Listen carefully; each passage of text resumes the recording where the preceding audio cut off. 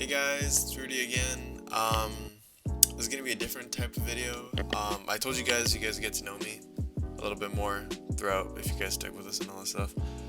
So I figured that I'd show you guys some songs that I just show people like I don't know. I have this playlist as you can see on the screen right now, and it's called "Can I Show You Something?" And I didn't know a better name for the playlist because like it's just songs that I show people because all of them have stories behind them and like not what they mean to me necessarily, but like how I sort of discovered them and like why I like them.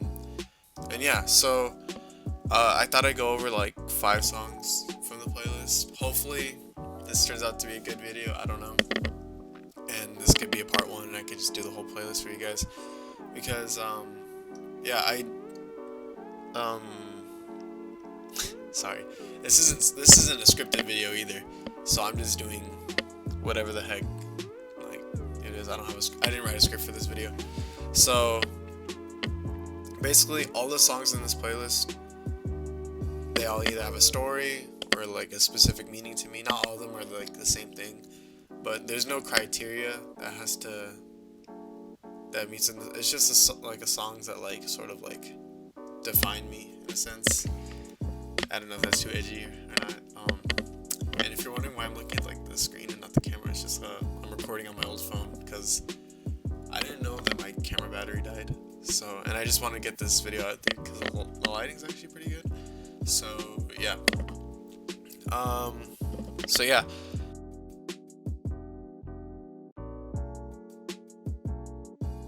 By Def Cab for Cutie, Save Room by John Legend, and Waiting for the End. Oh, Waiting for the End by Linkin Park, and Mr. Age by Kid Cudi. I can't play these songs, so I'm gonna leave them in the description. And shit, I'm blanking. I'm sorry. I don't have. This isn't scripted. I'm gonna leave them in the description because if I play them during the video, then it's gonna get taken down, or it's just gonna be blocked in every country, including the U.S. So yeah, let's get started. So what I'm gonna do is I'm gonna listen to the song first and like just fast forward it to where I explain what it means. If you want to follow along, like I said, all the songs will be in the description in order. So just click the links if you want to listen to them, and then just either just wait until I explain it.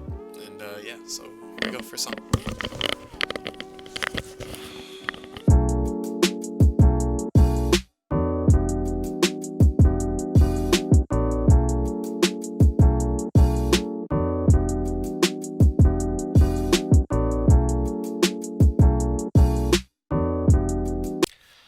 Okay, so that was The Promise by When in Rome. This song, I think it was when I was like 7 years old or 8. I don't know, one of those two. Um, Hold on, let me just check something really quick. Okay, I'm still recording. Okay, cool. Um, I think I first discovered this song through my dad. My dad's taste in music has always been very like various when it comes to just genres. He's into anything. Like I don't think there's a genre that he's not into besides maybe the newer stuff today. But he tries to find some stuff that he's into. But so my dad always had the song on his iPod, and like when he'd take me to school or when he'd take me places, he'd plug it in, and the song would come on. And I always associated it with my dad, but I remember one time a family friends of ours was taking care of me, and so they took me to. It was my mom's friend. She took me to her mom's place. I forget where it is, but there's a pool, and I'd always play with her kids. And I remember we would watch a movie, like there's like a separate like movie room that we could watch a movie in, and the movie was Napoleon Dynamite. And I'm pretty sure, I'm like 99% sure this is like, I haven't seen Napoleon Dynamite in a couple years. So, I'm pretty sure that that song is the ending song when they're playing tetherball. And so I always associated with like Napoleon Dynamite and my dad. And I just thought it's just a really tight song, and like it reminds me of my youth and like um how I used to love that movie. I mean, I still love that movie. It's like one of the greatest movies I've ever seen. But yeah, and it just like I always associated with going on like a long road trip for some reason, because I guess the place that she lived at was pretty far from me at the time, at least. It was like, I want to say like 40 minutes probably. And that was pretty far from me. And yeah, the song is just really good. I just feel like if you if you love electronic, indie, alternative, whatever music, like the song's very well respected. Um, and it's just a really good song. Like I don't really know anybody that really hates this song, because every time it comes on, I kind of just turn it up, and like nobody complains. It's a good song. And yeah, so in summary, the song's basically Napoleon Dynamite, my dad. And yeah, so let's get on to the next song, which is called El Dorado by Death Cab for Cutie. And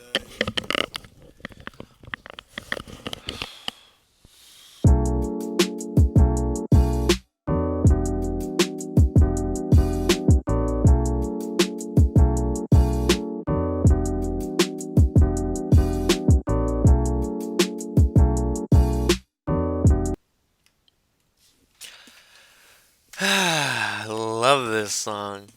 Um, so Death Cab for Cutie has been around with me for as long as I can remember. Benjamin Gibbard, a genius. I've been following him since I was 9 or 8. First to the Postal Service, actually.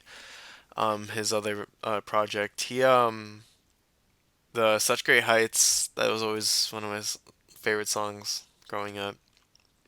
But I always thought Postal Service was the song that he made, called "I Will Possess Your Heart," but I was wrong. It was Death Cab for Cutie. And I thought that for the longest time. Like, I remember when I first got Spotify, I was looking through the whole Postal Service discography, not knowing that Death Cab for Cutie was other project. And I was just like, where is this song? I cannot find it. And so I finally looked at like the recommended artist under Postal Service, and it said Death Cab for Cutie, and I clicked on it, and I found the song, "I Will Possess Your Heart." That's just a little backstory. So Death Cab and Postal Service have been around for me for like a while. Um, but this song in particular, the album Kintsugi, it hold on, let me just take this out. These are hurting my ears. This album is just amazing album. Like, I really love this album. I remember when I first listened to it, I fell in love with it back in like 20, I think it was like 2015, 2016 it came out. No, it was 2015. Um, and it was around Christmas time, and my mom asked me, "What do I want for Christmas?" And I told her everything, and then we're going last minute Christmas shopping. Like, I think it was like December 13th, around that time of 2015. And I was like, "Oh, no way, they have this in store at Target." And it was Kintsugi on the CD. She's like, "Oh, do you like that?" I was like, "Yeah, I love." I just didn't want to go into detail because I knew she wouldn't understand it. But I was like, "Yeah, I really like this album. It's like, it's nice. It'd be nice to have." And she ended up getting it for me for Christmas. I was like, "Okay, what the hell?" I was like, I was 15 or 16. No, I was 15 at the time, definitely. Was I? Yeah, I was 15 at the time. And I popped it into my CD player, and I just listened to it like, I think 5 times that night when I got it. Just awesome album. But this song in particular, um, before Stowe, I just made YouTube videos on my own, not necessarily to like get a big following. I mean, that would have been cool, of course, but I made it so I can sort of document my life in a sense, not for release, but just so I could go back to it when I'm like 50 years old and just watch these videos. And so springtime of 2016, we went my band class and we went on a trip to San Francisco where I vlogged the whole time with my little GoPro. Was it my GoPro? Yeah, it was my GoPro. And at the time, I didn't really know that much about copyright. I did, but I wasn't trying to make money, so I used songs. I used copyrighted songs. And at the time, YouTube wasn't really toxic when it came to using copyrighted songs. They'd allow you to. It's just they put ads on your video and they take all the revenue, which was fine by me because I wasn't trying to make money. So, um, for those of you who watched the San Francisco video, I made it and it was like an hour long video, one of my longest videos I've ever made. And actually no, I don't think it was an hour long video. I think it was like 30 minutes, 40 minutes. I don't know. It felt like an hour to me. So I made it, and it was just I picked a bunch of. I remember I had my friend Giselle help me pick songs for the video, and it was very indie because the weather in San Francisco was cloudy, and it was just it was very cold, and so I just like I picked a bunch of indie songs. So this song in particular, just reminds me of San Francisco. It it just it reminds me of The Cure. I also love The Cure, by the way. And so yeah, it's just it reminds me of. I'll probably clip in a clip of the San Francisco trip where I used it, but I don't want to give the whole video away because like I privated it and um I don't think I want to. I'd want to. I don't think I'd want it released to the public until hopefully this thing takes off. But yeah, it's just a really tight song. Love the guitar, very dreamy, very spacey, and it reminds you of San Francisco. In particular, the like San Francisco trip as a whole, just because I felt like where I used this song in the video, it really it really captures the emotion. It really captures the scene, and I think I did a really good job with picking that song for for that footage. And yeah, El Dorado, Death Cab for Cutie, and yeah. Next is Save Room by John Legend. This one's this is gonna be really funny. Um, so yeah, let's get into it.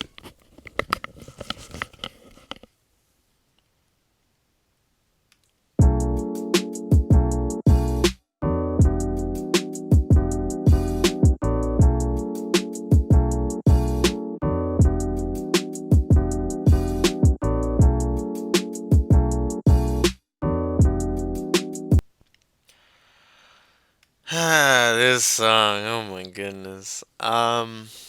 So this song, I would have to give credit to my mom. Uh, she loved this album once again, by John Legend, and so this dates back to when I was young again. My dad, through his work, got us free iPods through Honda. I guess they were given as some sort of gift. And so it was when iPods were first becoming a thing. Um, I had the iPod Nano. I mean, they were already a thing before, but like when they sort of gotten really mainstream. And so my dad put a bunch of songs that my mom liked on her iPod, and my iPod was kind of fused together with their songs and my songs. I don't know if that was on purpose or not. I think it's just because like I didn't know much about music besides whatever they listened to, so they just sort of picked and choose what songs went onto my iPod. And I wasn't really too into it just because whenever I'd listen to music, I'd be with my mom or my dad, so I didn't really need it. So I didn't really have it around with me. But we went to a party, a family party. No, sorry. Um, I went to a family party. I think it was somewhere in Lancaster. I want to say it was somewhere in Lancaster. And when we went, um, it was some. I was like, I want to say I was 7 or 6 again. I'm pretty sure I was 7 or 6 years old. But it was like some sort of like it was a kid party, and it was with my dad's friends and his daughters and sons, and then I was there too. I wasn't really into but it was a dress up party with a theme of like fairy tale, and I didn't want to do it. So I just took my whoops. I just took my Game Boy and just chilled and played the whole time. And they asked me if I wanted to like dress up at all because they had stuff. I was like, no, I'm good. I didn't want to. I was like, I was like 7 or 6, and so I was just playing Pokemon Mystery Dungeon Red Rescue Team the whole time, and I remember I was getting really far into the game. And I was really excited because I think I was nearing the end, and I was befriending because you don't catch Pokemon in that game. I was befriending all the Pokemon.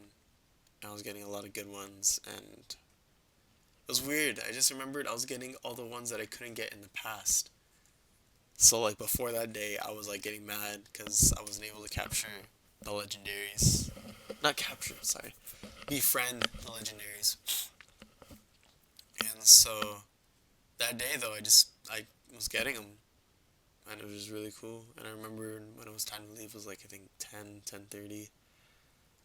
We went home. We got in my dad's truck, and I was just laying down in the back playing, and this song came on, John Legend, Save Room, and it was playing, and I just remembered I was in my dad's Dickies jacket that he gave me because I was cold, and the song was playing. I I told you it was gonna be funny. I hope it was, but like that's literally it. That's what this song reminds me of. Is just that time in my life where I just played video games on a handheld, long car trips. Lancaster's sort of not that far. I think it's about 42 an hour, depending on the day, depending on the time. Far away from where I live, at least. And yeah, this song is just really tight. I honestly think it's one of John Legend's better songs and one of his best songs of all time. If he stopped making music today, um, this song, groovy, great message. It's not one of those typical love songs. It's a love song, but it's just not one of those typical ones. It's a great concept, and I think it's just a really, really, really somber song. It's really good. And so yeah, that was Save Room. Um, this next one, okay, this next one, Waiting for the End, Linkin Park.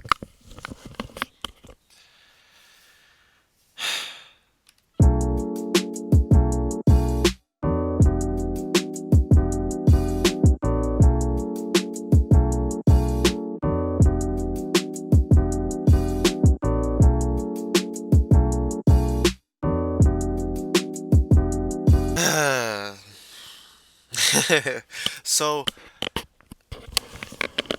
let's all agree, everyone goes through that emo phase. I don't want to say this is an emo band because I don't think it's an emo band. I think it's just a punk rock band, a really good punk rock band.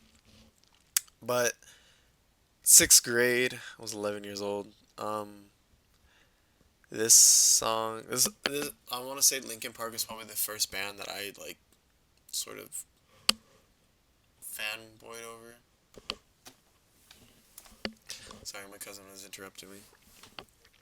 Um, so yeah, Linkin Park was probably the first band that I sort of really got into the music world. Um, and this song, I don't know, I just really like this song. Um,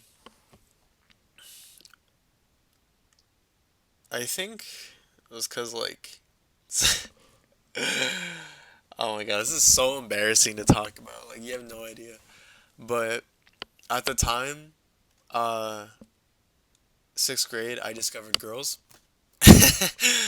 and I remembered that like this girl, and if she's watching this, hi, uh, I don't want to give away the name. Everybody who like knows me probably knows who it is, but like I remember that like it was one of those weird crushes where the girl I was into was really mean to me. It wasn't mean to me and like they would just always roast me and like say call me names and like punch me. Not punch me like hard, but just like shove and all that stuff. And like I don't know, I was just really into her. I thought she was really cute and yeah. And so what this song has to do with it is that like I found oh gosh. I remember I liked her. I think I told her I liked her. No, she knew I liked her. And I found out the next week that she's dating one of my friends. Dating one of my friends. And I was heartbroken. And I found this song. And I went from there. I don't want to say I was emo or anything. I was just, I don't know. This song does help me. Like my friend at the time who was also really into Linkin Park. We really liked this album, and we would talk about it. We were into a bunch of punk rock music, like Rise Against, Amberlin, all that stuff. And I remember Guitar Hero, Warriors of Rock came out, and I think this song was downloadable content, and then Bleed It Out was also um, part of the track list for Guitar Hero Warriors of Rock. And I got the game just because like I wanted to play the song. And yeah, this song is basically me summed up in sixth grade. I'm not saying I was I don't think I was in a dark place. I thought I was in a dark place, but I wasn't. I was just in a heartbreak place. First heartbreak. But to make a sad story better, um, when me and the girl went into seventh grade, we went to the same middle school, and we ended up dating for like 3 months. The same girl that I was heartbroken over. And yeah, so yeah, it was a weird period. I think Linkin Park was the first band that got me into music and to actually analyzing and discovering it. And so this song just really helped me gate my way into the music world. And yeah, um, I wasn't suicidal or anything. Trust me. Back in sixth grade, this song, I thought it was really cool. It was very different from any other songs at the time that I knew, and I thought it was a really deep song, really cool song. I just love Chester's vocals on this one. Mike's raps on here, his raps are really, they just flow. They flow. They're good, and I think the lyrics are outstanding. Um, and yeah, I was waiting for the end by Linkin Park. Next one's gonna be my last one. Hopefully, I'm already clocking in at like 38 minutes on my phone right now. I know this video's not gonna be that long. Next one is gonna be Mr. Rager by Kid Cudi, and it'll be my last song. And yeah, and yeah. Before I get into this last one, just make sure you guys are subscribed. Also, leave a like. Leave a comment. Tell me if you guys like this video. If you guys do, I'll make a part two. And if not, and if you guys like that one, then I can't even talk. I'm sorry, I haven't eaten today, which I have to do after this. And if you guys like this, I'll make this into a little series until I get into. I'm still adding songs, by the way, and so by the time, hopefully, I'm still making these until like I'm old. But yeah, please let me know if you guys like this. Sorry, I'm just rambling. This isn't scripted again. I know. I'm sorry. I should probably write some sort of summary before I explain these songs. But yeah. Okay, give me one second. Sophie, stop. And yeah, we'll get into the next song right now. Mr. H by Kid Cudi.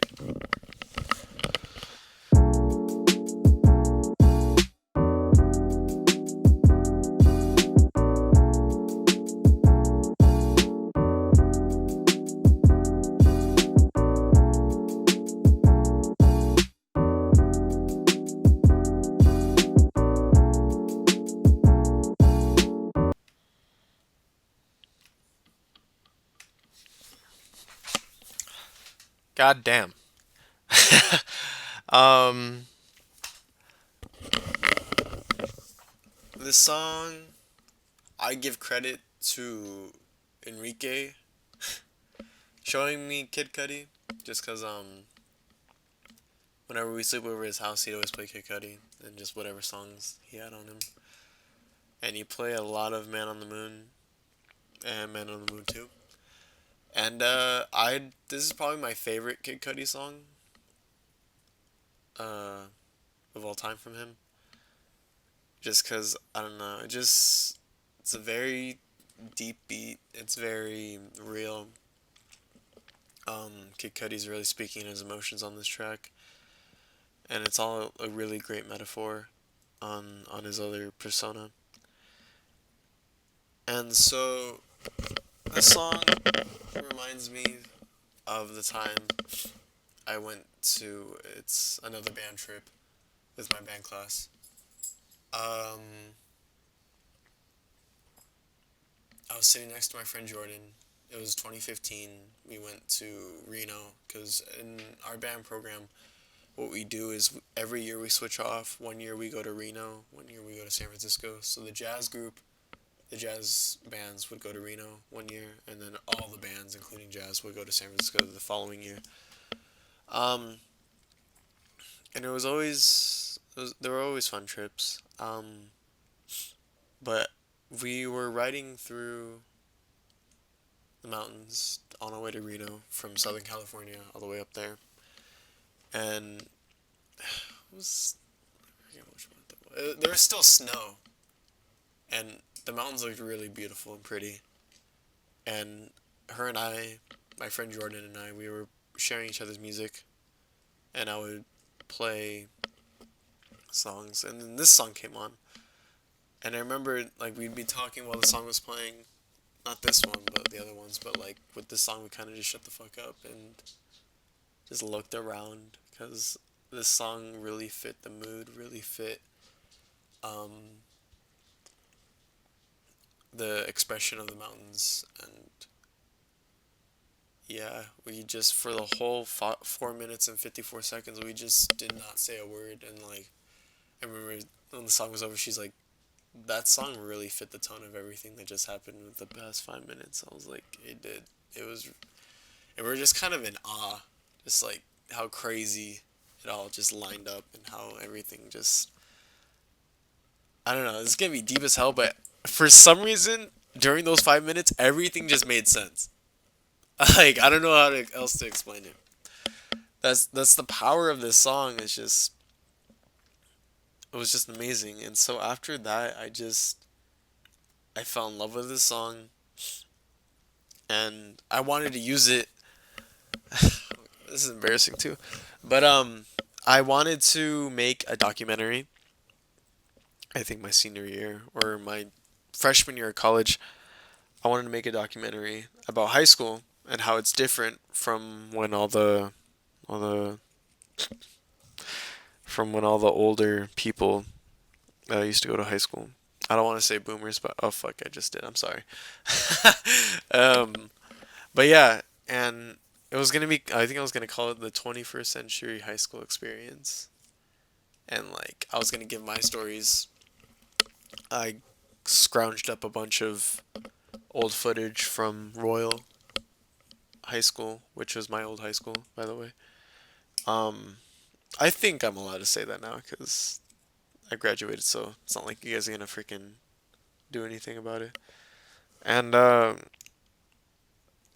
yeah, I wanted to use this song as like a trailer for it, but I tried to find an instrumental where Kid Cudi wasn't rapping. Not that I didn't like his rapping, it's just I feel like it'd be better if I just am